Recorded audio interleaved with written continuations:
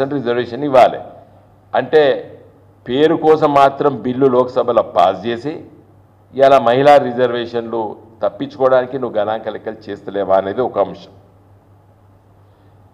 మన రాష్ట్రానికి వస్తే, తెలంగాణ రాష్ట్రానికి వస్తే ఆంధ్రప్రదేశ్ రాష్ట్ర విభజన చట్టంలో చాలా స్పష్టంగా ఏం చెప్పిందంటే 2026 తర్వాత మరి ఇది అమల్లోకి వస్తుందని చెప్పారు.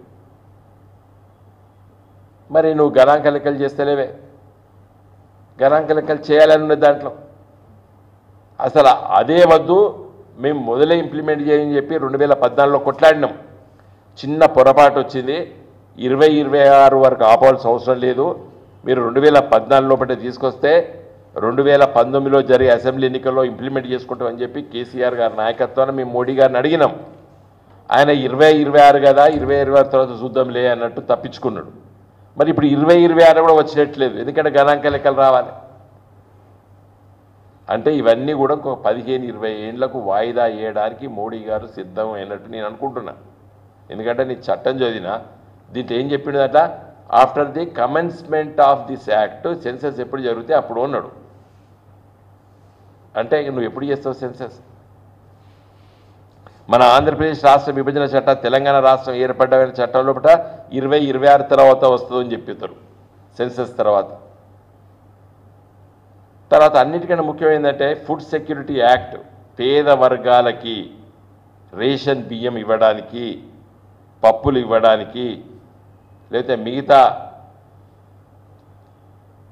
ఏవైతే పేద వర్గాలని ఆదుకోవడానికి ఇచ్చేటువంటి ఈ ఫుడ్ సెక్యూరిటీ యాక్ట్లో ఉన్నటువంటి మరి ధాన్యాలు అవన్నీ కూడా, గోధుమలు మిగతా అవన్నీ ఇవ్వాలని చెప్పి దాంట్లో చట్టంలో ఉన్నది.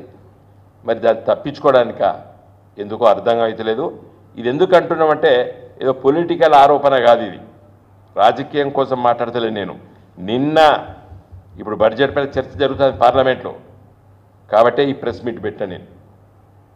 ఇవాళ కేవలం 574.80 కోట్లు మాత్రమే గణాంక లెక్కలు ఇష్యూ చేసిండ్రు. 2019 లోపల ఇదే మోడీ గారి నాయకత్వాన ప్రధానమంత్రిగా క్యాబినెట్లో 8,754.23 కోట్ల నువ్వే మీ క్యాబినెట్ ఆమోదించింది. మరి క్యాబినెట్ ఆమోదించింది నువ్వు కేటాయించాలి కదా, ఎందుకు కేటాయించలేదు? కాబట్టి మాకు ఫిషీగా అవపడుతున్నది,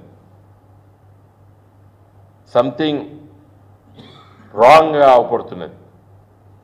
గుడ్డెద్దు చైన్లో పోయినట్టు పోతున్నాడు మోడీ గారు.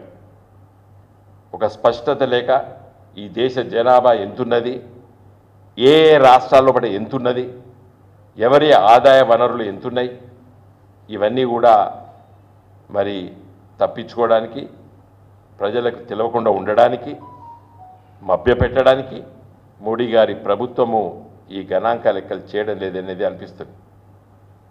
మరి నిన్న పార్లమెంట్లో మాట్లాడినటువంటి వాళ్ళు కూడా ఒకే అంశం పైన, ఫుడ్ సెక్యూరిటీ యాక్ట్ పైనే మాట్లాడింది సోనియా గాంధీ గారు. మరి నిజంగా మహిళా రిజర్వేషన్ చట్టము మరి ఆవిడనే రాజ్యసభలో పాస్ చేయించింది, లోక్సభలో పాస్ అయింది మోడీ గారు ప్రవేశపెడితే.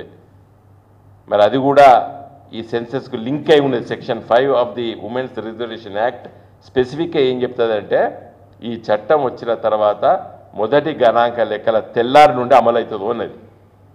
కాబట్టి మరి ఈ గణాంక లెక్కలు ఇప్పుడు ముఖ్యం.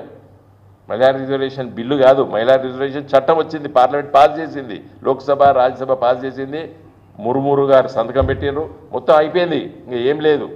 గణాంక లెక్కలు జరిగితే తెల్లారే మహిళా రిజర్వేషన్లు. గణాంక లెక్కలు చెప్తేనే దాదాపు 10 కోట్ల మంది జనాభాకి మరి రేషన్ కార్డులు వస్తాయి. గణాంక లెక్కలు వస్తేనే ఆడవాళ్ళు ఎంతమంది ఉన్నారు, మగవాళ్ళు ఎంతమంది ఉన్నారు, ఎంతవరకు చదువుకున్నారు, ఏం చదువు చెప్పాలి, ఎట్లా పోవాలి, దేశం దిశ దశ ఆలోచన చేయడానికి ఎటువైపు తీసుకెళ్ళాలి ఈ దేశానికి అని చెప్పడానికి కావాల్సింది అతి ముఖ్యమైనది ఈ సెన్సస్. కాబట్టి ఈ బడ్జెట్ జరుగుతున్న పార్లమెంట్ సమావేశాల్లో కేంద్ర ప్రభుత్వము మోడీ గారు ఒక స్పష్టమైన ప్రకటన చేయాలని చెప్పి మా పార్టీ తరఫున నేను డిమాండ్ చేస్తున్నాను. జై తెలంగాణ.